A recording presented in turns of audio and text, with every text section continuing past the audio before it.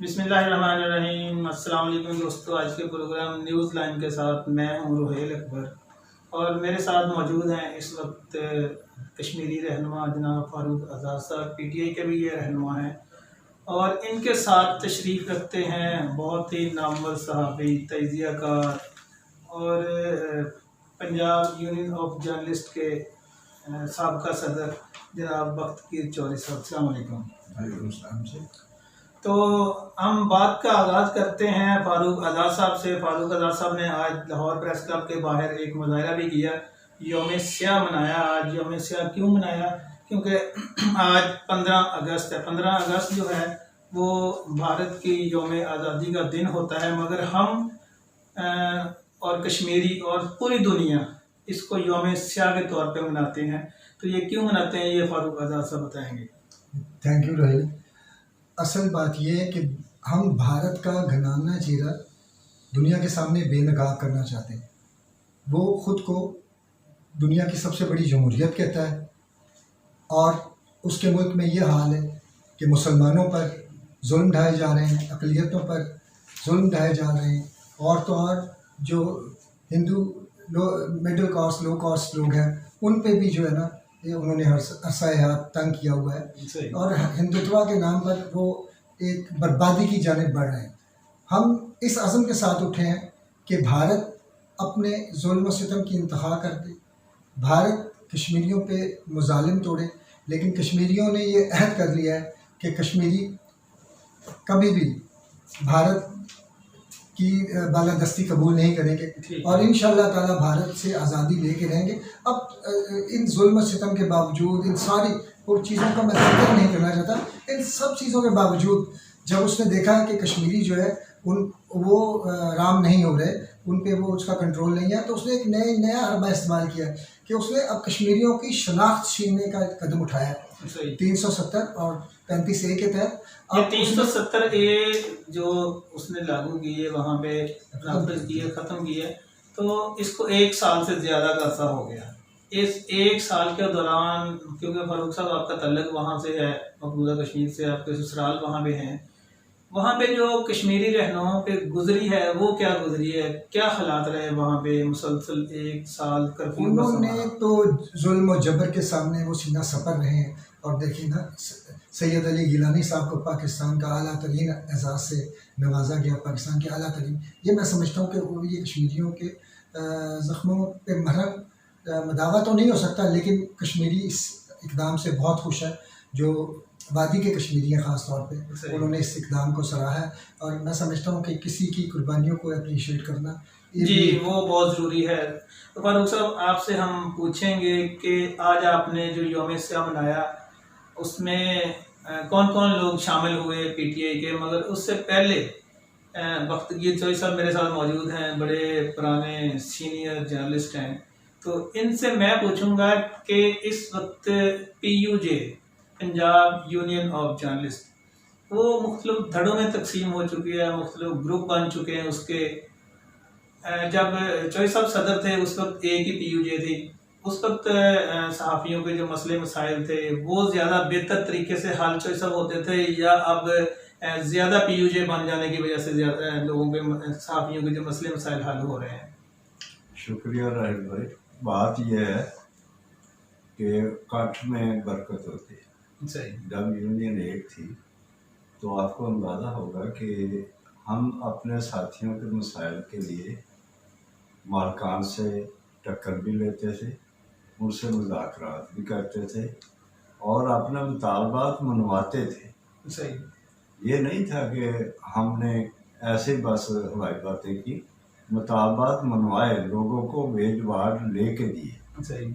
और तनख्वाहें दिलवाई और बरतरफियाँ और जो वेजवाड़ के मुताबिक कानूनी हक था जो, उसके लिए हमने अनथनी जदोजहद की।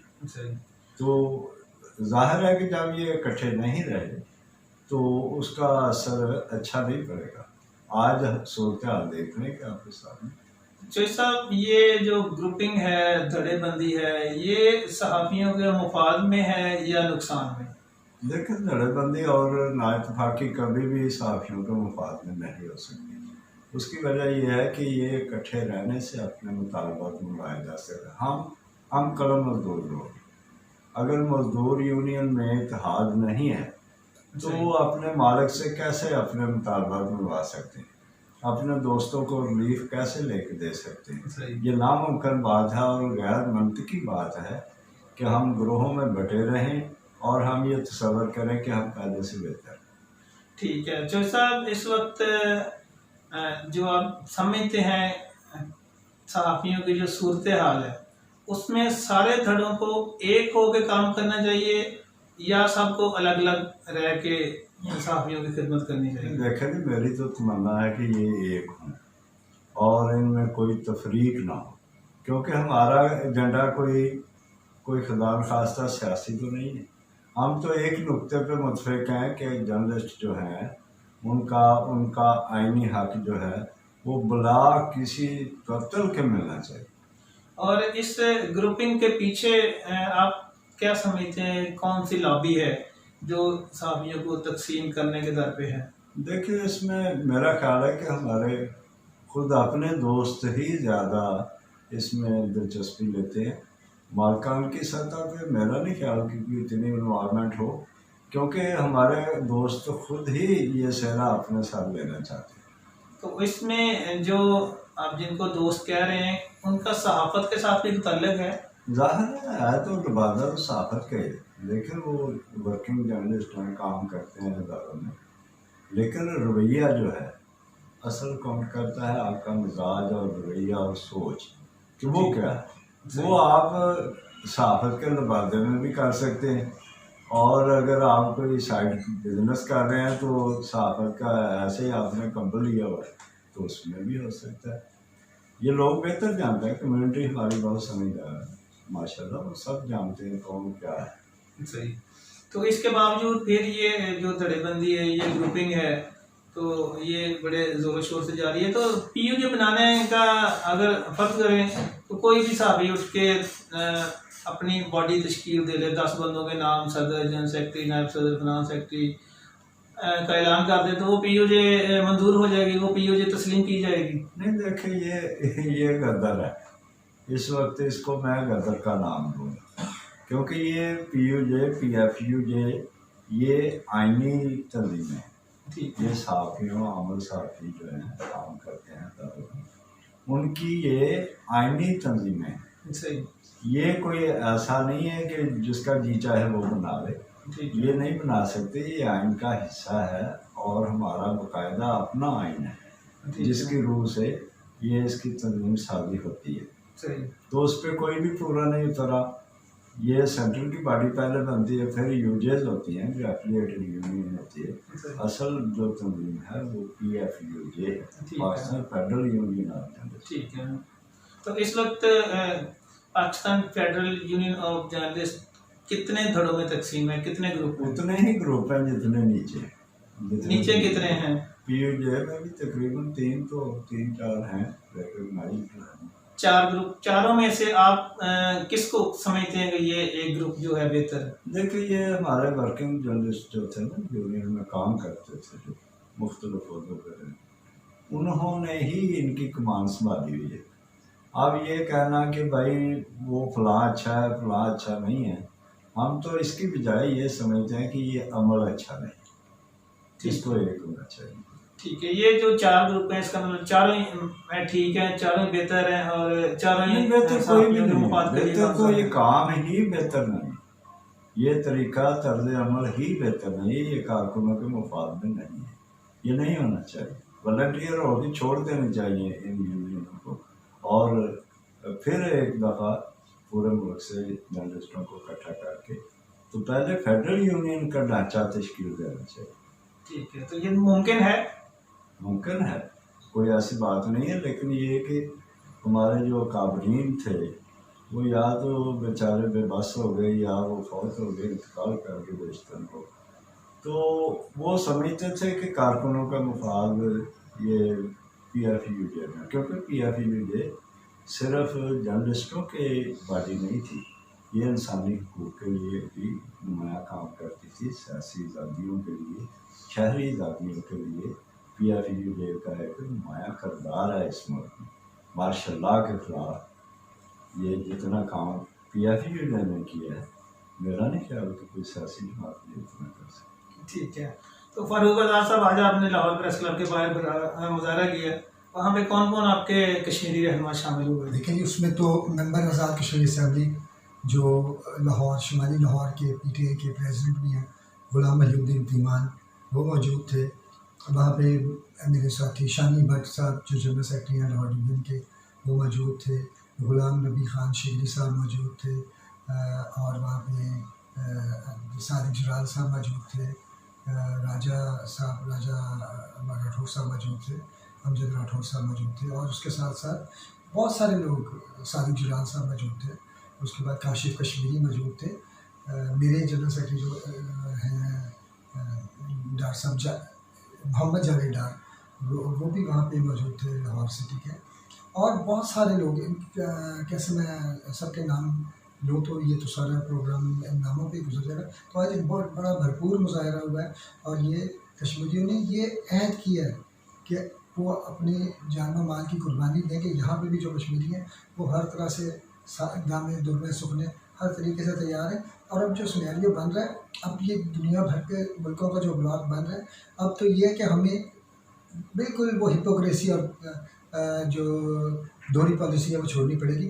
अब देखिए, दुनिया के ममालिक जो है वो सफारा हो रहे हैं एक दूसरे के खिलाफ, और हमें अब ये समझना पड़ेगा कि जो हमारे दुश्मन का दोस्त है वो हमारा दुश्मन है। इस तरह अगर अरब कंट्रीज़ में भी जो लोग जो है वो इसराइल को तस्लीम कर रहे हैं, तो उन्हें हम अपना दुश्मन ही समझेंगे। इस वक्त जो है ये अल्लामा इकबाल के एक शेर है, ये वो लोग इस पे शायद कर रहे हैं कि इन ताज़ा खुदाओं में बड़ा सबसे वतन है, जो पैरहन इसका है वो मज़हब का कफन है। तो वो जो इस तरीके से जो वो उन मुल्कों में वैसे भी तानाशाही। अच्छा, इसराइल को तस्लीम करने का वाक़या पेश आया अभी पिछले दिनों। UAE ने जो अरब रियासतें हैं उन्होंने तस्लीम कर लिया, और तुर्की का बड़ा वाज़ेह मौक़िफ़ है, बहुत ही वाज़ेह और दो टोक है। जबकि पाकिस्तान में आप गवर्नमेंट है, PTI की गवर्नमेंट है, PTI की गवर्नमेंट ने उस पर अभी तक कोई अपना मौक़िफ़ नहीं दिया। इसकी क्या वजह है? देखिए, पाकिस्तानी गवर्नमेंट भी जो है उसने ये फैसला, कड़ा फैसला करना ही है। अब देखिए, बाजवा साहब दोबारा जो है वो सऊदी अरब के दौरे पे, ये आप समझे कि ये चीज़ें इतनी आसान नहीं है, लेकिन ये समझना पड़ेगा कि सरासर मोम या तो संग हो जा, यानी दुरंगी छोड़ दे या करंग हो जा, सरासर मोम या तो संग हो जा। या तो आपने फिर चाइना ब्लॉक में जाना है जिसने कि भारत के खिलाफ घेरा तंग कर दिया हुआ है, चाहे बाहर से लेकर मशरक़ी पाकिस्तान तक, नेपाल तक, भूटान से कम, और सारी जो एक दायरा बन गया हुआ है श्रीलंका उसमें, कि जो भारत के अब एक सादी नाकाबंदी भी होगी, और भारत के साथ अगर जंग हुई तो ये सारे ममालिक जो है वो एक ब्लॉक में होंगे। इस तरह दूसरे ब्लॉक में अब देख रहे हैं अमेरिका के साथ, भारत तो अब अमेरिकन ब्लॉक में चला गया, और रशिया भी नहीं, रशिया भी चाइना के साथ है, क्योंकि चाइना ने उसको बेल आउट किया था जब रशिया बहुत ज़्यादा क्राइसिस में था और दिवालिया होने लगा था। तो ये समझें आप कि चाइना ही था जिसने उसकी मदद की, और चाइना के पास दौलत के अंबार लगे हुए हैं, और चाइना को अब मतलब हमें भी ये समझना चाहिए कि आपने क्या ग्रुप करना है और किस ग्रुपिंग में जाना है। तो मैं समझता हूँ इस वक्त ये वो वक्त नहीं है कि थोड़े बहुत फ़ायदे के लिए आप अपनी राह चेंज करें। मेरा ख्याल है कि ये जो PTI की हुकूमत है, इमरान खान, ये बिल्कुल बेहतर और दुरुस्त समझ पे जा रहे हैं। इस दुरुस्त समझ पे देखें कि ज़रा मुबादला के ज़खायर हमारे बढ़ चुके हैं। ये जो चीज़ें प्रोपेगेंडा होता है, ये प्रोपेगेंडे की हद तक ही होता है, लेकिन मुल्क सही समझ पे गामज़न है, और इंशाल्लाह ताला पाकिस्तान तरक्की करेगा। लेकिन इसमें हमें ज़रूरत है कि हम बिल्कुल वही बात कि दुरंगी छोड़ दें, यकरंग हो जा, हमें एक ही लाइन पे चलना चाहिए। दुरंगी तो आपके लीडरों ने शुरू की हुई है, जो कहते हैं कि यूटर्न दुरंगी नहीं। ये मुल्की मामलात में तो ये होता है कि ये हुआ और ये नहीं हुआ, तो फिर क्या बन जाए यहाँ पे किस तरीके से। आपको ये जजेस का नहीं पता कि जजेस किन्होंने तैनात किए हुए, जिससे पकड़ा जाता है दूसरे दिन वो जमानत पे आ जाता है, एक अदालत पकड़ती है दूसरी जमानत। तो ये यहाँ पे तो ये सारा यहाँ पे जो सिस्टम है ना, ये फरसूदा निज़ाम जमहूरियत है। इसे मैं बार बार कहता हूँ कि ये फरसूदा निज़ाम जमहूरियत है। इस जमहूरियत के निज़ाम में जो है मुल्क बड़ी मुश्किल से तरक्की करते हैं, और ये इसमें तरक्की मुल्क बड़ी मुश्किल से तरक्की करते हैं। जो ये वक्ती सहाफ़ियों के मसाइल बहुत ज़्यादा हैं, उनको हेल्थ कार्ड का वादा किया कि अभी तक हेल्थ कार्ड उनको इशू नहीं हुए। सहाफ़ियों को जो जिनको प्लाट मिल गए हैं वो तो बड़े मज़े में हैं, मौज में हैं, जिनको नहीं मिले वो अभी तक उसी इंतज़ार में हैं कि कब उनके साथ किया हुआ वादा वफा होता है। तो ये दो जो मेन वादे हैं, एक हेल्थ कार्ड वाला और दूसरा उनका प्लाटों वाला, वो कब तक हल हो जाएगा? देखिए जी, ये प्रोग्राम प्रेस क्लब का है, इनमें यूनियंस जो हैं इन्वॉल्व नहीं है, तो क्लब अपने मुताबिक कर रहा है उसको डील। हेल्थ कार्ड भी उन्हीं ने जारी किए और कुछ लोगों को मिले भी हैं, वो मेरी इतला के मुताबिक, और वो सबको मिलने चाहिए, सब मेंबर्स को मिलना चाहिए, बिला ताखीर मिलना चाहिए, ये उनका हक है।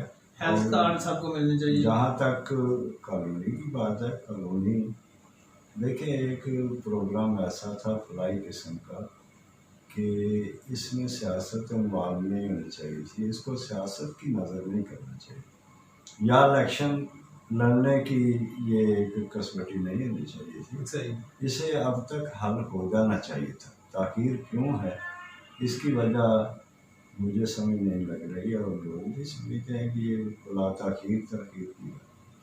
ठीक है, तो दोस्तों ये था आज का हमारा प्रोग्राम न्यूज़लैंड।